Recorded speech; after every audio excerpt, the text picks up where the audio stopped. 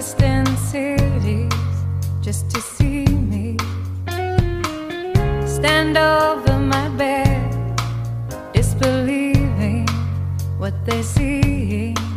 They say I must be one of the wonders, God's own creation. And as far as they see, they can offer no explanation. Newspapers ask intimate questions, want confessions.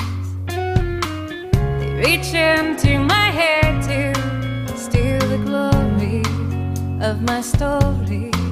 They say